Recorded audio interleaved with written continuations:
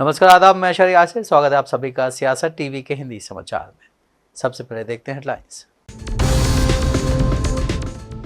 India गठबंधन को लेकर संजय राउत ने बताया कांग्रेस की गलती का उद्धव ठाकरे और शरद पवार बीजेपी की है रोजी रोटी। पाक से आ रहे आतंकी ड्रग्स, चीन पाकिस्तान पर बोले सेना प्रमुख, कहा एलएसी परिस्थिति संवेदनशील लेकिन स्थिर। दिल्ली एलजी के बयान पर आपका पलटवार, का पॉलिटिक्स ना करें, कानून व्यवस्था पर ध्यान दे विनय सक्सेना।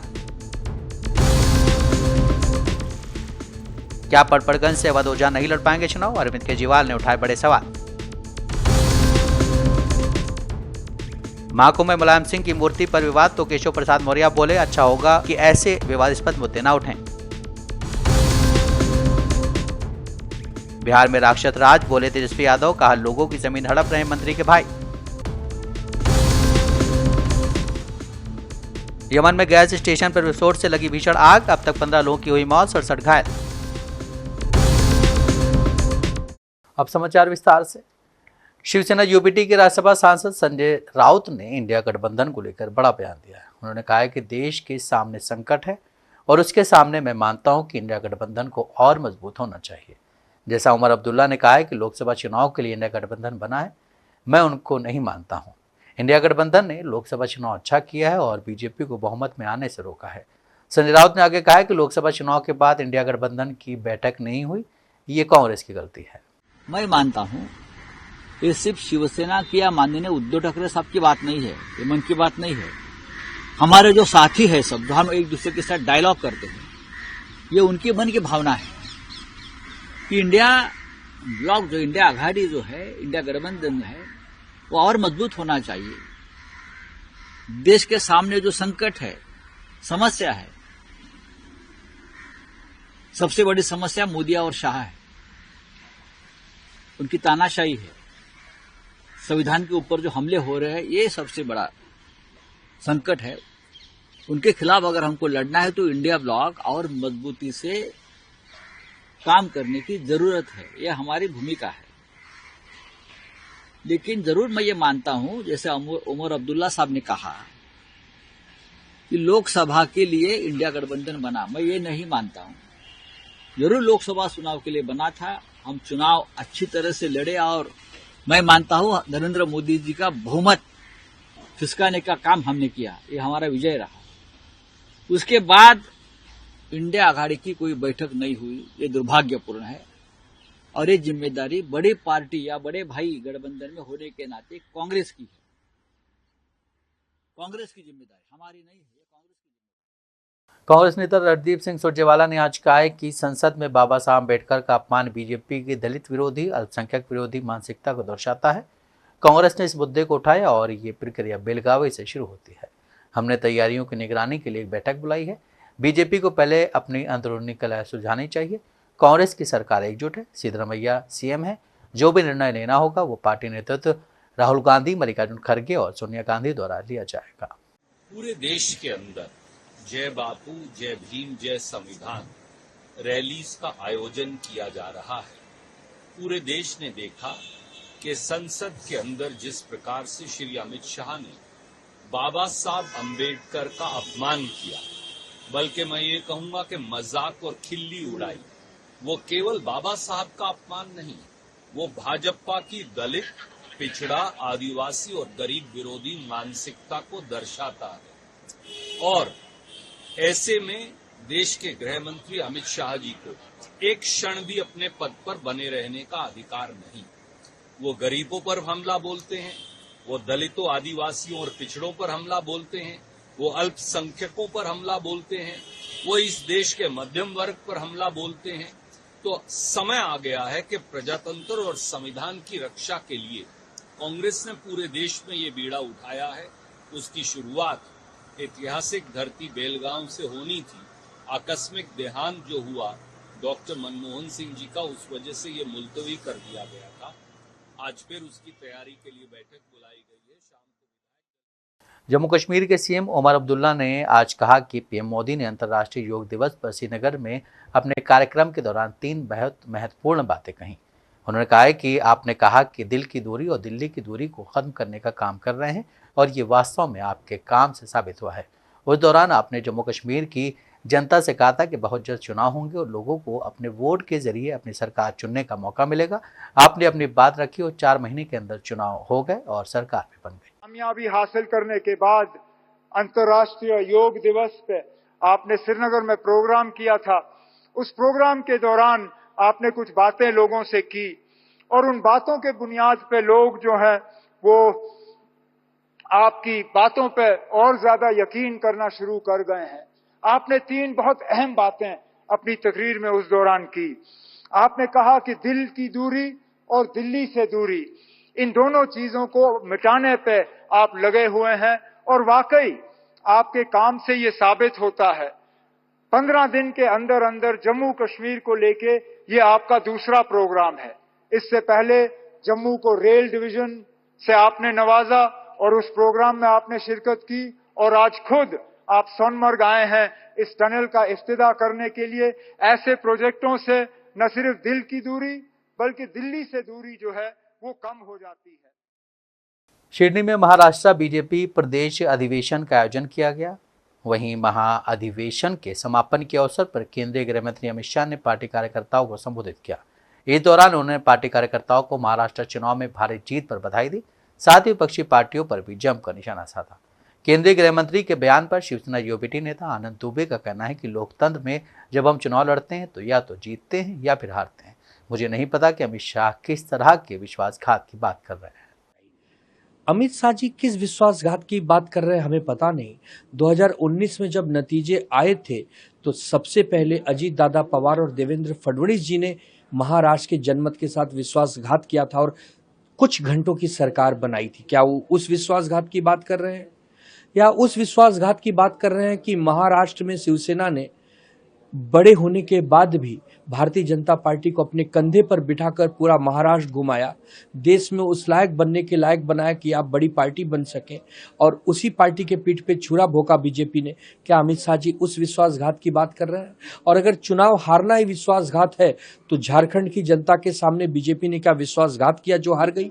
हिमाचल की जनता के सामने बीजेपी ने क्या विश्वासघात किया जो हार गई? कर्नाटका के लोगों के सामने विश्वासघात किया कि हार गई?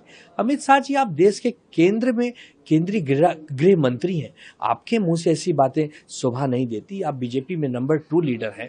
ठीक है, चुनाव हारना जीतना अलग बात है। आप अभी चुनाव जीते हैं, बहुत आत्म उत्साह में हैं, बहुत ही ज्यादा उत्सुक भी हैं आने वाले महानगर पालिकाओं के चुनाव। देश की सीमा और सुरक्षा को लेकर भारत के सेना प्रमुख ने आज प्रेस कॉन्फ्रेंस की, जिसमें उन्होंने चीन, पाकिस्तान, म्यांमार सीमा और कश्मीर पर सुरक्षा के लिए उठाए जा रहे कदमों के बारे में अवगत कराया। उन्होंने कहा कि मैं इस बात का समर्थक हूं कि मास मीडिया और सुरक्षा बलों में राष्ट्रीय निर्माण और राष्ट्रीय सुरक्षा के लिए एक साथ आने की बहुत पोटेंशियल है। सेना प्रमुख ने कहा कि मेरा मिशन है कि मैं पूरी स्पेक्ट्रम तैयारियां सुनिश्चित करूं और भारतीय सेना को एक आत्मनिर्भर भविष्य के लिए तैयार करूं, ताकि वो राष्ट्रीय सुरक्षा तंत्र में एक प्रासंगिक और प्रमुख स्तंभ बन सके जो राष्ट्र निर्माण में भी सार्थक योगदान दे। चीन के साथ तनाव और हालिया घटनाओं पर बोलते हुए जनरल उपेंद्र द्विवेदी ने कहा कि स्थिति संवेदनशील है लेकिन स्थिर है। देपसांग डिमचौक में गश्त शुरू हो गई है। हमारी तैनाती संतुलित और मजबूत है। साथ एलएसी के बारे में बताते हुए कहा कि मैंने अपने सभी कोर कमांडरों को गश्त और चराई के संबंध में ज़मीनी स्तर पर इन मुद्दों जैसे कि चीन सीमा को संभालने की जिम्मेदारी दी है, ताकि इन छोटे मुद्दों को सैन्य स्तर पर ही हल किया जा सके। उन्होंने बताया कि एलएसी पर भी हमारी अपनी तैनाती संतुलित है और मजबूत है। पाकिस्तान पर बोलते हुए सेना प्रमुख ने कहा, संघर्ष विराम जारी है, आतंकी ढांचा बरकरार है, घुसपैठ जारी है, नशीले पदार्थों को ट्रांसफर करने के लिए ड्रोन का इस्तेमाल किया जा रहा है। साथ ही बताया कि आज कश्मीर में जो भी आतंकी बचे हैं उसमें से 80% पाकिस्तानी मूल के हैं। आगे उन्होंने बताया कि पकड़े गए 60% आतंकवादी भी पाकिस्तानी मूल के हैं। हालिया दिनों में म्यांमार सीमा पर भी भारत विरोधी घटनाएं देखने को मिली है, जिसको लेकर सेना प्रमुख ने बताया कि सीमा पर निगरानी बढ़ाई गई है और बाड़ लगाने का काम किया जा रहा है। छत्तीसगढ़ के रायपुर में प्राइमरी स्कूल के 30 टीचरों को 1 जनवरी के दिन गिरफ्तार कर लिया गया। टीचरों ने भाजपा मुख्यालय के बाहर विरोध प्रदर्शन के बाद सड़क को जाम कर दिया था। दरअसल नए साल के जश्न और खुशियों के बीच छत्तीसगढ़ में लगभग सहायक शिक्षकों की नौकरी चली गई। 31 दिसंबर 2024 की देर रात शिक्षा विभाग ने सभी 2897 शिक्षकों की बर्खास्तगी का आदेश जारी किया। इसी को लेकर टीचरों में रोष था। पूर्व मुख्यमंत्री भूपेश बघेल ने भी उनके समर्थन में बात की। एक्स पर ट्वीट करते हुए बघेल ने कहा, यह सरकार नई नौकरियां तो नहीं दे पा रही है, लेकिन मौजूदा नौकरियां छीन रही है। सरकार ने शिक्षा विभाग में कार्यरत 2897 लोगों को निकाल दिया है। उनमें से 70% अनुसूचित जनजाति से हैं। पिछले एक पखवाड़े में आंदोलन तेज हो गया है। सैकड़ों बीएड योग्य शिक्षकों ने रायपुर में सड़कों की सफाई करके, रक्तदान करके, पुरुषों ने अपने सिर मुड़वाकर और महिलाओं ने अपने बाल काटकर सेन झील में जाकर जल समाधि सत्याग्रह किया। 1 जनवरी को शिक्षकों का समूह भाजपा कार्यालय के बाहर बैठ गया और सरकार से उन्हें शिक्षा विभाग में अन्य रिक्त पद देने की अपील की। जब पुलिस ने उन्हें नए रायपुर जाने के लिए कहा, जहां एक मैदान विरोध प्रदर्शन के लिए नामित किया गया, तो शिक्षकों ने एक सड़क अवरोध कर दी। इसी को लेकर पुलिस ने टीचरों को गिरफ्तार किया। छत्तीसगढ़ हाई कोर्ट और सुप्रीम कोर्ट के निर्णय को ध्यान से पढ़ा जाए तो यह स्पष्ट है कि शिक्षक भर्ती एवं पदोन्नति अधिनियम 2019 तैयार करते समय ही अधिकारियों द्वारा गड़बड़ी कर दी गई थी। हाई कोर्ट ने भी अपने अंतिम निर्णय में अलग से नोट जारी करते हुए यह साफ कहा कि छत्तीसगढ़ शिक्षक भर्ती एवं पदोन्नति नियम 2019 सीधे तौर पर शिक्षक के अधिकार कानून का खुला उल्लंघन है। दिल्ली के उपराज्यपाल विनय कुमार सक्सेना ने कहा था कि राष्ट्रीय राजधानी के लोग आम आदमी पार्टी के शासन में गंदगी के बीच जी रहे हैं। सत्तारूढ़ सरकार स्वच्छ जल और स्वच्छ नदी का अपना वादा पूरा करने में विफल रही है। राज्यपाल ने ये टिप्पणी पूर्व राज्यसभा सदस्य और बीजेपी नेता विनय के साथ एक पॉडकास्ट में कही, जिस पर अब कांग्रेस उम्मीदवार अभिषेक दत्ता की प्रतिक्रिया सामने आई है। देखिए, दोनों के दोनों झूठ बोलते हैं, दोनों के दोनों 100% झूठ बोलते हैं। रेलवे की जमीन के पास बदरपुर में 10,000 घरों की बसावट थी। हजारों पुलिस पर्सनल के साथ में वहाँ पे भारतीय जनता पार्टी के सांसद और आम आदमी पार्टी के विधायक हैं। ये दोनों लोग खड़े भी नहीं हुए। कोर्ट गई कांग्रेस सरकार, अजय माखन जी ने इसमें एप्लीकेशन डाली, परंतु उसके बावजूद भी इन दोनों सरकारों के सामने गरीब आदमी के 10,000 घर कुचले गए, उनकी जिंदगी भर की मेहनत को मिट्टी कर दिया और कोई भी नेता वहाँ खड़ा नहीं हुआ। हमारे क्षेत्र में खुद एक राजीव कैंप है, राजीव कैंप को डीडीए का नोटिस आया। राजीव कैंप के जो लोग हैं वो बीजेपी के नेताओं के पास भी गए, आम आदमी पार्टी के नेताओं के पास भी गए। लोकसभा के चुनाव से पहले दोनों ने वादा किया कि वो उनकी मदद करेंगे, एक भी नेता वहाँ दिखाई नहीं दिया। नई दिल्ली विधानसभा सीट से भाजपा उम्मीदवार प्रवेश वर्मा ने कहा कि अरविंद केजरीवाल कुछ भी कर लें, लेकिन वो दिल्ली के मुख्यमंत्री नहीं बन सकते हैं। आज भी उनकी स्थिति एक तिहाड़ जेल के आरोपी की तरह है। अरविंद केजरीवाल ना तो किसी फाइल पर साइन कर सकते हैं और ना ही सचिवालय में जा सकते हैं। दिल्ली की जनता अपना मन बना चुकी है, इस बार भाजपा की सरकार बन रही है। देखिए, एक तरफ तो अरविंद केजरीवाल चाहे वो कुछ भी कर ले, दिल्ली का सीएम वो बन ही नहीं सकता, क्योंकि वो आज भी उसका स्टेटस एक तिहाड़ जेल के आरोपी की तरह है। अभी वो जमानत पे बाहर है, बेल पर बाहर है, तो आज भी उसके ऊपर में केस चल रहा है।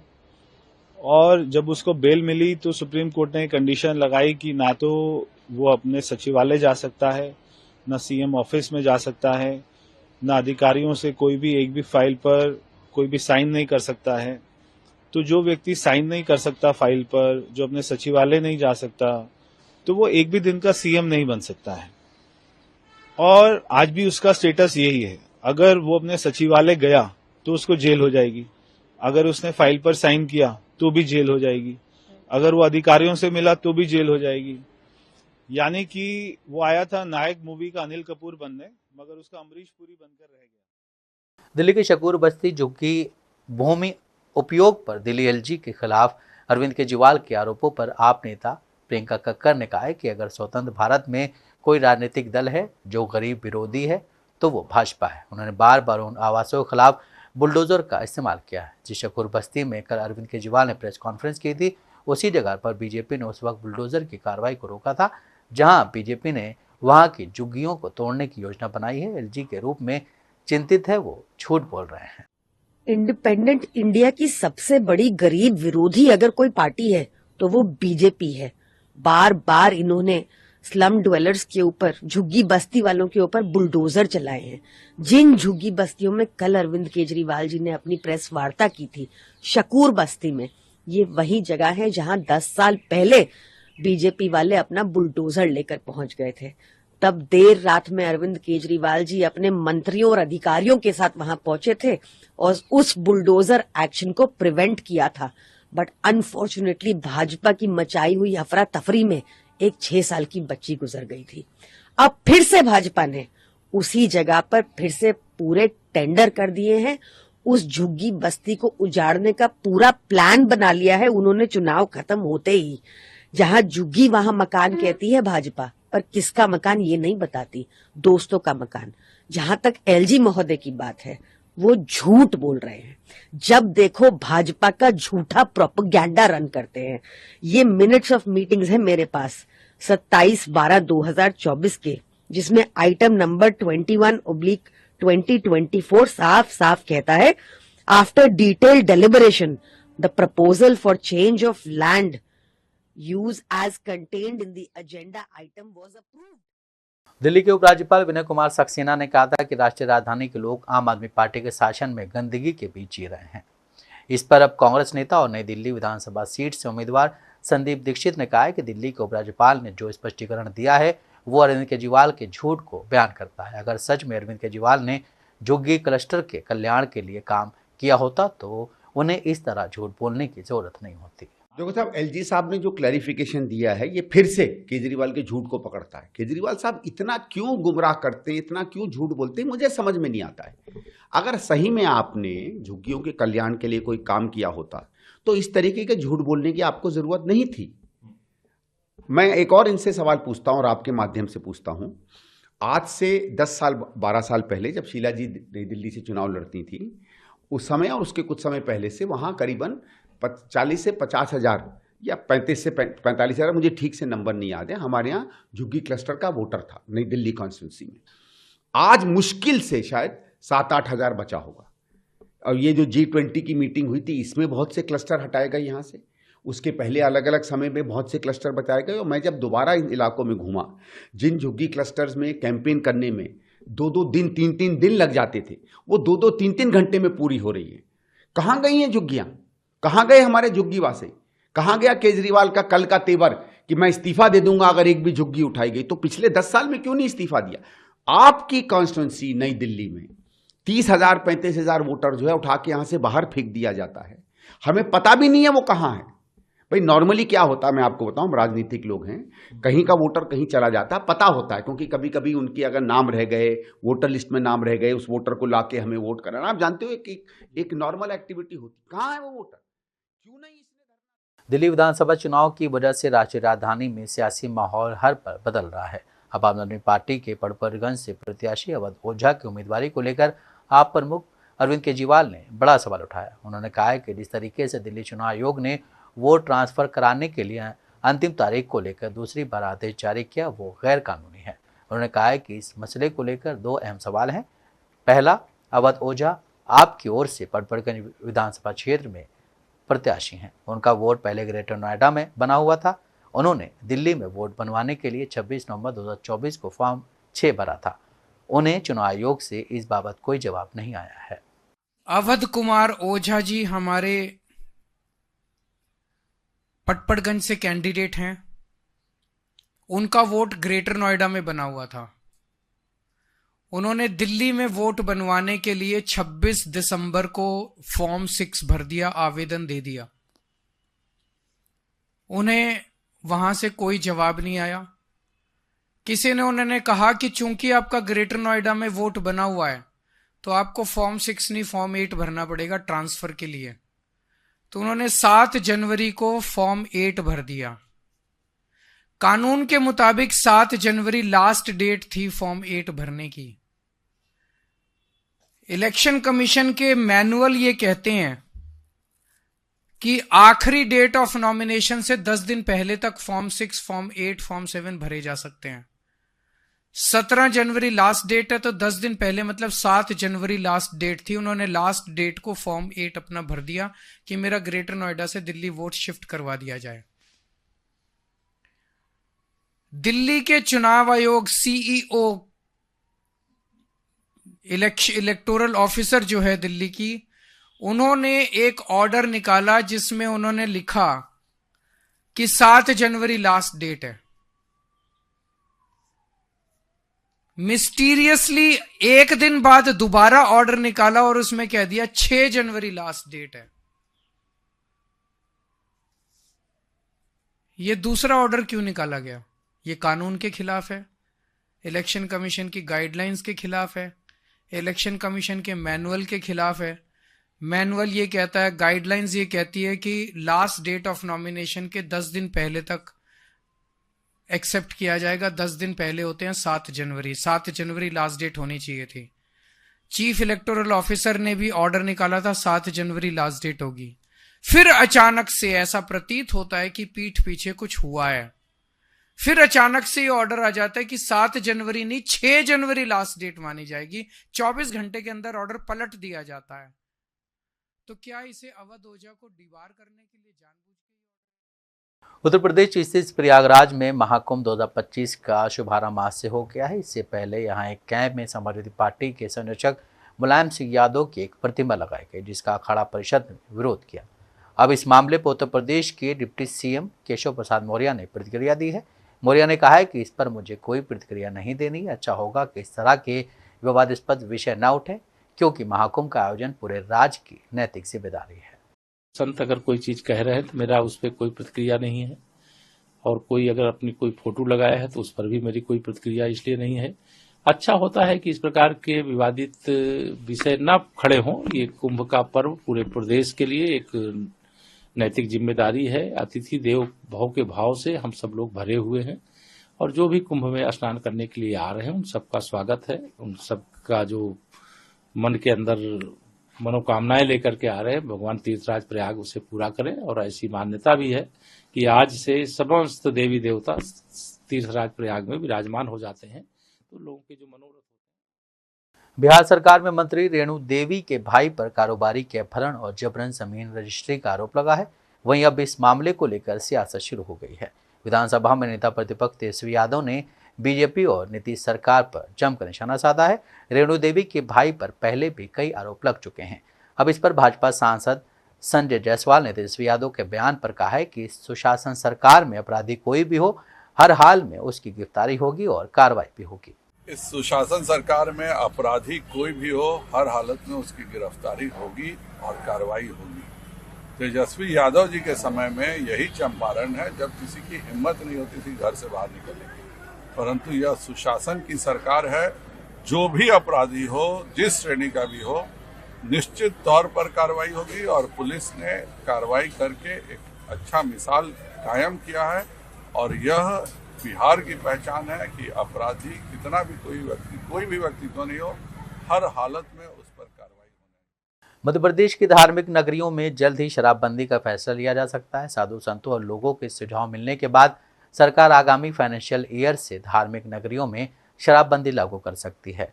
मध्य प्रदेश के मुख्यमंत्री मोहन यादव ने आज कहा कि बजट सत्र का एक तरफ से आज अब शुरुआत हो रही है। ऐसे में हमारी सरकार विचार कर रही है कि हमारे धार्मिक नगरों पर हम अपनी नीति में संशोधन करें, धार्मिक नगरों से शराबबंदी की तरफ बढ़ें। कई साधु संतों ने और साथ ही कई लोगों ने भी सुझाव दिए हैं। बजट सत्र का एक तरह से किनारा आया है, और ऐसे में हमारी सरकार विचार कर रही है कि हमारे धार्मिक नगरों पर हम अपनी नीति में संशोधन करें और धार्मिक नगरों से शराब की बंदी की तरफ बढ़ें। कई साधु संतों ने, कई लोगों ने सुझाव दिए। हमारी सरकार गंभीरता से विचार कर रही है कि हम हर हालत में अपने धार्मिक नगरों पर उनकी सीमा के बाहर ये आबकारी दुकानें चालू करें, बंद करवाएं, ताकि धार्मिक वातावरण को लेकर के जो सब लोगों की शिकायत आती है उस दिशा में हम ठोस कदम कर पाएं। हम गंभीर हैं और बहुत जल्दी इस बारे में कोई निर्णय करेंगे। लॉस एंजलिस क्षेत्र में लगी भीषण आग ने 24 लोगों की जान ले ली है और 1,50,000 से ज्यादा लोग अपना घर छोड़ने को मजबूर हो गए हैं। सांता एना की तेज हवाओं की वजह से आग ने विकराल रूप इख्तियार कर लिया है, जिससे 12,000 से ज्यादा इमारतें नष्ट हो गई हैं। यह आग सैन फ्रांसिस्को से भी बड़े क्षेत्र को जलाकर राख कर चुकी है। पिछले मंगलवार को शुरू हुई आग पैलिसेड्स, ईटन, केनेथ और हर्ष के क्षेत्रों में लगभग 160 वर्ग किलोमीटर को नष्ट कर दिया है। कैल फायर के अनुसार पैलिसेड्स फायर पर केवल 11% और ईटन फायर पर 27% काबू पाया जा सका है। एक रिपोर्ट के मुताबिक 70,000 से अधिक लोग बिजली के बिना हैं, जिनमें से अधिकांश लॉस एंजल्स काउंटी में है। हालांकि आग के कारण का अभी तक पता नहीं चल पाया है। शुरुआती अनुमानों के अनुसार यह अमेरिकी इतिहास की सबसे महंगी आग दुर्घटना बन सकती है। एक आंकड़ों के अनुसार इस आग से 135 से 150 बिलियन डॉलर का आर्थिक नुकसान होने का अनुमान है। नेशनल फायर प्रोटेक्शन एसोसिएशन ने बिजली गिरने की संभावना को खारिज कर दिया है और अब जानबूझकर लगाई गई आग या उपयोगिता लाइनों से आग लगने की संभावना की जांच की जा रही है। इस आग ने कई मशहूर हस्तियों जैसे बिली क्रिस्टन और मैंडी मूर के घरों को नष्ट कर दिया है। इसके अलावा कई पूजा स्थलों सहित मस्जिद, आराधनालय और चर्च भी आग की चपेट में आ गए हैं। यमन में गैस स्टेशन पर हुए विस्फोट की वजह से भीषण आग लग गई है, जिसमें कम से कम 15 लोगों की मौत हो गई है। स्वास्थ्य मंत्रालय ने एक बयान में कहा है कि विस्फोट जेहर जिले में हुआ। बयान के मुताबिक कम से कम 67 लोग घायल हुए हैं, जिनमें से 40 की हालत गंभीर है। स्वास्थ्य मंत्रालय ने कहा है कि बचाव दल लापता लोगों की तलाश कर रहे हैं। विस्फोट का कारण अभी पता नहीं चल पाया है। ऑनलाइन प्रसारित फुटेज में भीषण आग दिखाई दे रही है। आग के कारण वाहन जलकर राख हो गए हैं और आसमान में धुएं का गुबार उड़ता नजर आया है। गैस स्टेशन पर विस्फोटक ऐसे समय में हुआ है जब मिडिल ईस्ट में तनाव है। इजरायल और हूती विद्रोहियों के बीच हिंसा जारी है। गजा में जंग शुरू होने के बाद से हूती विद्रोही इजरायल पर हमला कर रहे हैं।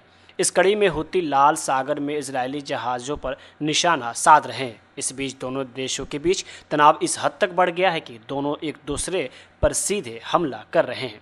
हूतियों ने इजरायल पर हाइपरसोनिक मिसाइल से हमला किया था, जिसके जवाब में इजरायल ने हूती विद्रोहियों ने इंटरनेशनल एयरपोर्ट सना पर हमला किया। इस हमले के जवाब में हूतियों ने इजरायल पर एक के बाद एक कई बड़े अटैक किए, जिसकी वजह से इजरायल की राजधानी तेल अवीव के कई एयरपोर्ट नष्ट हो गए और रनवे बर्बाद हो गया। अभी भी इजरायल और हूतियों के बीच इस हिंसा का दौर शुरू है। इस बात से पूरी तरह इनकार नहीं किया जा सकता है कि यह विस्फोटक इजरायल द्वारा किया गया था या नहीं। हिंदी समाचार यहीं समाप्त होता है। मुझे दें इजाजत। बाकी खबरों के लिए आप बने रहें सियासत टीवी के साथ।